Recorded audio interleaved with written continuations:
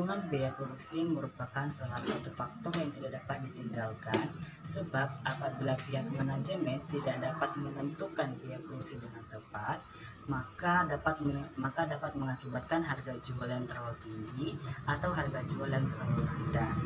Perhitungan harga pokok produksi juga merupakan salah satu alat penerapan dalam penentuan harga jual, yang mana untuk mengetahui efisien atau tidaknya suatu perusahaan, serta untuk mengetahui apakah kebijakan dalam penjualan barang dagang perlu diubah atau tidak, serta untuk membantu dalam penyusunan laporan keuangan. Selanjutnya itu adalah landasan teori.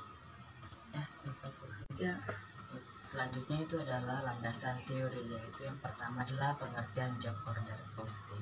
Job order costing adalah cara perhitungan harga pokok produksi pada produk yang didasarkan pada pesanan, sehingga apabila diterima pesanan, maka segera dapat dibuat produk sesuai dengan spesifikasinya.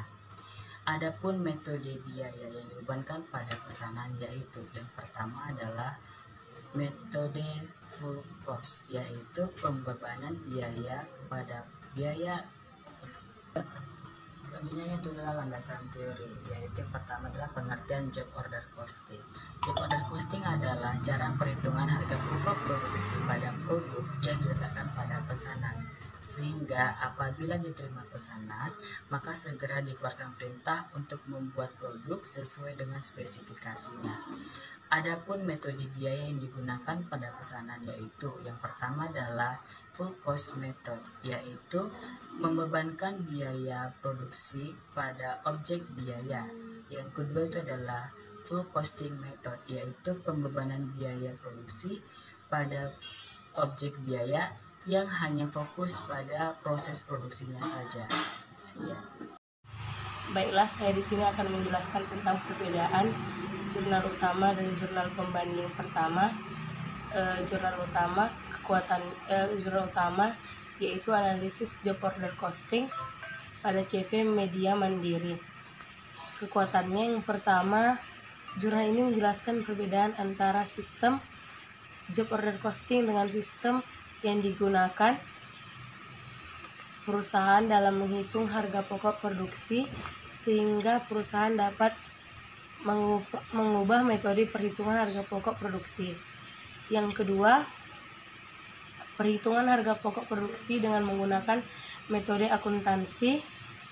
Biaya tradisional hanya menggunakan satu dasar, yaitu jumlah unit yang dipesan.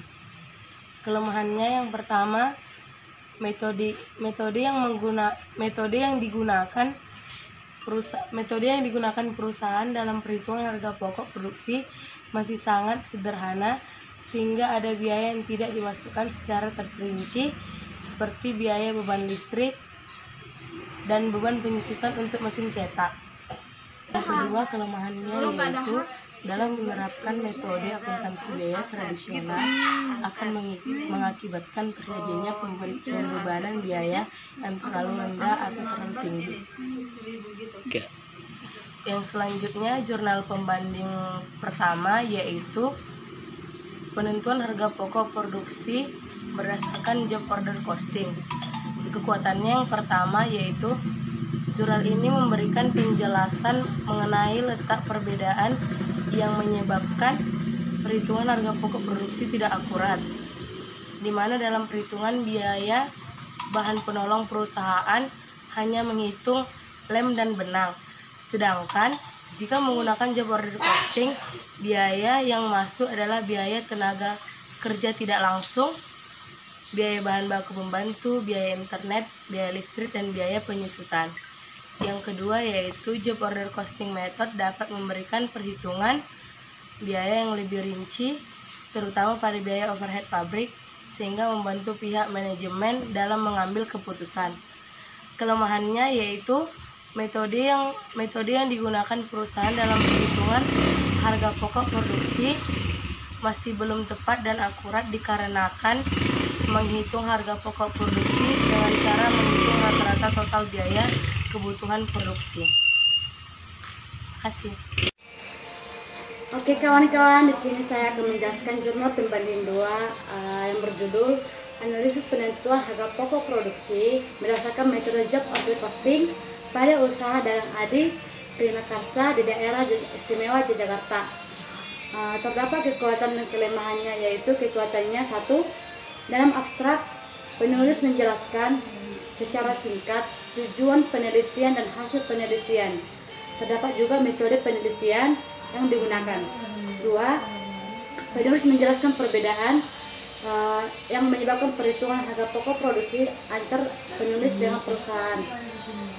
Kelemahannya yaitu satu, dalam menghitung biaya overhead pabrik masih kurang tepat karena perusahaan masih menggunakan bahan baku dan tenaga kerja langsung untuk menghitung biaya overhead pabrik. Dua, dalam pencatatan harga pokok produksi, perusahaan tidak menggunakan kartu harga pokok pesanan sehingga perhitungan menjadi tidak akurat. Terima kasih.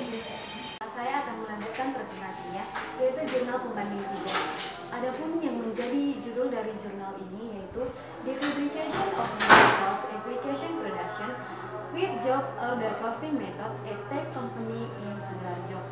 Adapun yang menjadi kekuatan jurnal ini, yang pertama, dengan aplikasi yang membantu perusahaan dalam menentukan harga produksi, biaya produksi dengan job order costing, juga pekerjaan yang lebih akurat dengan mencatat biaya-biaya overhead setiap bulannya. Dan yang kedua itu adalah dengan menggunakan aplikasi ini juga perusahaan dapat dengan mudah melakukan pencatatan laporan-laporan yang terjadi atas kegiatan yang terjadi di dalam perusahaan tersebut. Yang ketiga itu, dengan aplikasi ini juga perusahaan dapat meminimalisir kesalahan saat perhitungan pesanan.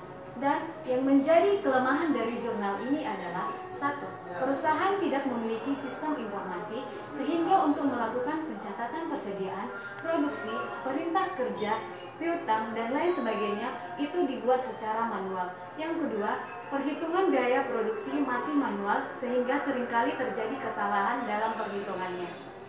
Selanjutnya saya akan menjelaskan tentang jurnal pembanding 4, yaitu The Application of Activity Based Costing dan Job Order Costing or Wisata Bahari Restoran Manado, di mana dalam jurnal ini memiliki kelebihan dan kelemahan. Kelebihan dalam jurnal ini adalah dalam jurnal ini perhitungan harga jual yang digunakan perusahaan sudah akurat dengan menggunakan metode job order costing untuk penjualan cumi bakar. Kelemahannya dalam abstrak telah dijelaskan bahwa perhitungan harga produksi memiliki dua metode, yaitu metode activity based costing dan job order costing, sehingga membuat pihak manajemen